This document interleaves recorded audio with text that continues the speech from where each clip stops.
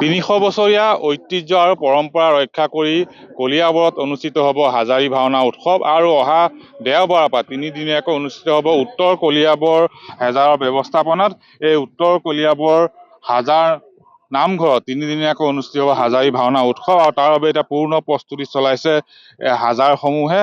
উত্তৰ কলিয়াবৰ হাজাৰ, হাটবৰ হাজাৰ, সোণাৰী হাজাৰ, চতিয়াল হাজাৰ, বৰভগীয়া, মিছামুখ হাজাৰ আৰু পশ্চিম কলিয়াবৰ হাজাৰ ঐক্যবদ্ধভাৱে 1, 2, 3 মাৰ্চত এই উত্তৰ কলিয়াবৰ হাজাৰ ব্যৱস্থাপনাত অনুষ্ঠিত হ'ব হাজাৰী ভাওনা উৎসৱ। আৰু এই হাজাৰী ভাওনা উৎসৱৰ বাবে এতিয়া পূৰ্ণ প্ৰস্তুতি চলিছে আৰু যি প্ৰস্তুতি প্ৰায় সম্পূৰ্ণ হৈ উঠিছে। 4খনকৈ খোলাত 8খনকৈ ভাওনা অনুষ্ঠিত হ'ব। ইয়াত যিহেতু হাজাৰী ভাওনা উৎসৱ এই উৎসৱ সমিতিৰ বিষয়ববীয়া আছে, কেনেদৰে প্ৰস্তুতি প্ৰায় সম্পূৰ্ণ হৈছে, কেনেদৰে আপোনালোকে প্ৰস্তুত হৈছে হাজাৰী ভাওনা উৎসৱৰ বাবে? হয়, হাজাৰী ভাওনাৰ প্ৰস্তুতি প্ৰায় সম্পূৰ্ণ হৈছে। কলিয়াবৰত হাজাৰী ভাওনা হাটবৰ হাজাৰৰ অধীনতে আৰম্ভ হৈছিলে। প্ৰথম শাকমুঠি হাজাৰী ভাওনা হিচাপে আৰম্ভ হৈছিলে। তাৰপিছত আমি কলিয়াবৰ সদৌ হাজাৰে সমন্বয়ৰক্ষী সমিতি এখন গঠন কৰি কলিয়াবৰ বিভিন্ন স্থানত এই হাজাৰী ভাওনা অনুষ্ঠিত কৰাৰ এটা সিদ্ধান্ত গ্ৰহণ কৰিছিলে আৰু সেই অনুসৰি উত্তৰ কলিয়াবৰ হাজাৰে এই বৰ্ষত হাজাৰী ভাওনা আমন্ত্ৰণ কৰিলে আৰু সেই অনুসৰি ইয়াত এতিয়া হাজাৰী ভাওনা অহা 1, 2 আৰু 3 মাৰ্চ তাৰিখে অনুষ্ঠিত হ'ব। 4খন খলাত 8খন ভাওনা দুদিনীয়াকৈ অনুষ্ঠিত হ'ব আৰু প্ৰস্তুতি প্ৰায় সম্পূৰ্ণ হৈছেগৈ।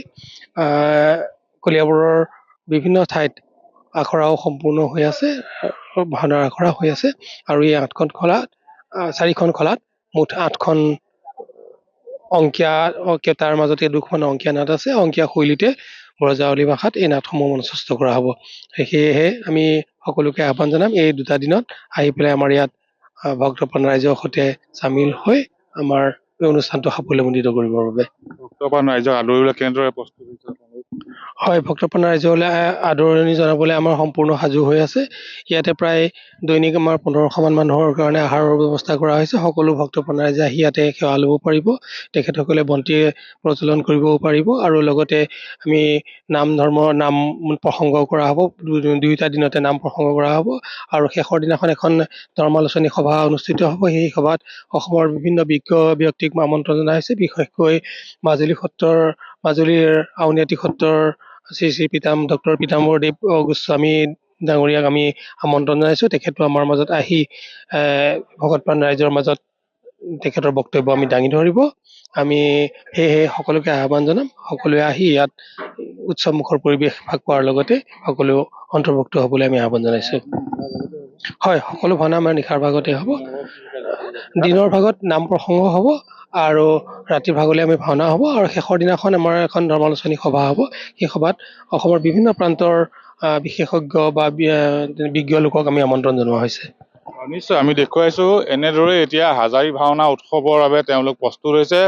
বিভিন্ন ঠাইৰ ভক্তপ্ৰাণ ৰাইজক আদৰিবলৈ তেওঁলোকে বিভিন্ন ব্যৱস্থা গঢ়ি তুলিছে আৰু প্ৰস্তুতি প্ৰায় সম্পূৰ্ণ হৈছে। যিহেতু দেওবাৰৰ পৰা 3 দিনীয়াকৈ হাজাৰী ভাওনা উৎসৱ অনুষ্ঠিত হ'ব। 4খনকৈ খোলাত 8খনকৈ ভাওনা প্ৰদৰ্শন কৰা হ'ব নিশাৰ ভাগত আৰু দিনত বিভিন্ন ধৰ্মীয় কাৰ্যসূচী অনুষ্ঠিত হ'ব।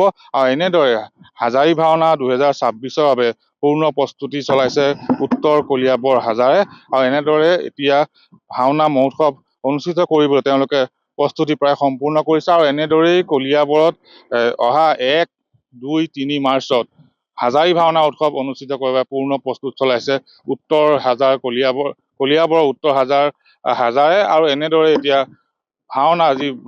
হাজাৰী ভাওনা উৎসৱ অনুষ্ঠিত কৰিবলৈ প্ৰায় প্ৰস্তুতি সম্পূৰ্ণ কৰি তুলিছে। আপুনি বিচৰা বাতৰি পাব কেৱল নিউজ 18 এপত।